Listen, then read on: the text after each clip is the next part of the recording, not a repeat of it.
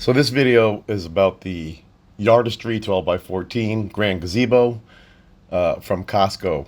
I picked this up last January and caught it on sale, so it was about $1,700. Right now it's about $2,100. And I'm going to do a little walk around and show some of the things we've done with it, and then I'll get into some of the construction afterwards.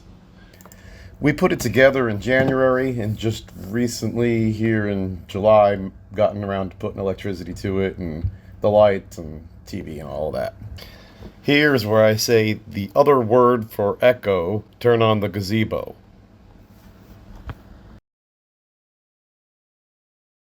The fan was an inexpensive outdoor fan I got on Prime Day for $100. The LED lights was kind of a project. It's just a regular Govee outdoor 32-foot strip, but I put it in this diffuser channel and tied it all together and hung it from the ceiling. The motorized TV mount is a Vivo. It's slow, but seems to work pretty good. The only problem with it is that I cannot find any way to automate that. The TV was an inexpensive Prime Day buy, and the speaker ducts were 3D printed. The electric runs from here, from this sub panel.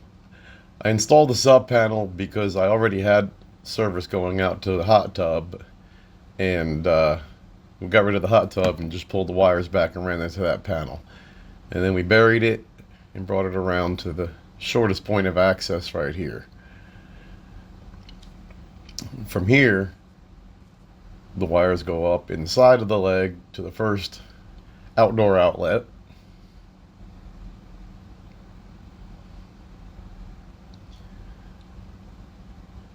From there, they go up to an outlet I have up on the top.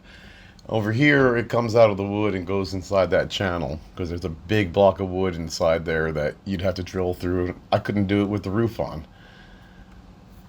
Then the wire runs up to the fan, and from the fan, it comes back down and goes to outlets on the other side the same way.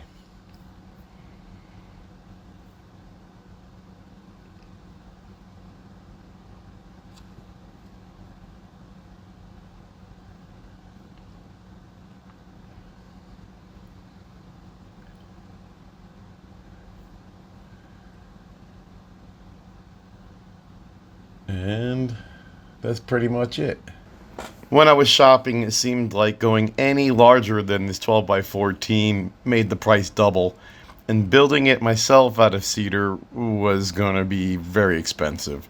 This seemed like a really good deal, and if you could put it together yourself, even better. Most people on the reviews recommend that you need more than 2 people to assemble this, and it's probably true in most cases unless you have just the right tools and the right kind of helper. This arrived in these 3 boxes, which were very heavy, and we didn't even want to drag them around the house, so we loaded them up in the trailer and drove them around to the back and began to unpack. There are a lot of screws. None of the wood is 14 foot long, so it comes in pieces that you have to bolt together, and it is a bit time consuming. I temporarily shimmed posts on the downslope side of the patio to help keep the main frame square while we were assembling. And once that was done, we got to work building the roof panels. Peeling the protective film off of all the aluminum panels is pretty bad. With the roof panels assembled, we put them up on the top. Luckily, we had a ladder that was just the right size so that we could rest the panels on there until we got them all up there. Later on, we wired the sub panel and ran the UF cable underground around to the back where it goes into the leg and supplies power to the whole thing.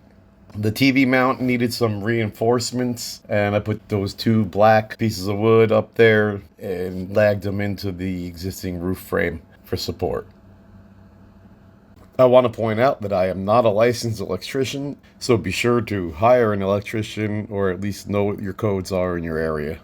I mounted the fan directly to the rafters up there without an electric box, and the 18-inch down tube was like the perfect height to keep a good clearance from the fan and those beams. For the lights, I just used this diffuser channel you can get from Amazon or Alibaba, and I connected them just using these common brackets you could find at Lowe's or Home Depot, and I used the T-nuts to clamp them into the channel and put them together. I had to cut notches in order to bend the channel when I was doing elevation changes, which did complicate things, but it can be done. And that's it. Have fun.